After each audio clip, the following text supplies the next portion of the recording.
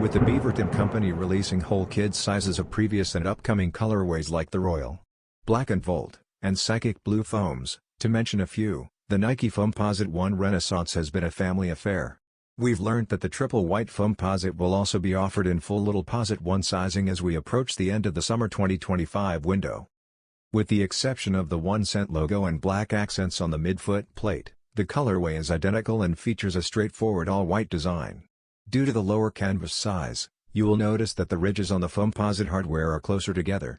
At $190 for a kid's sneaker and grade school sizing, these are incredibly pricey, but they should be rather easy to clean after getting dirty.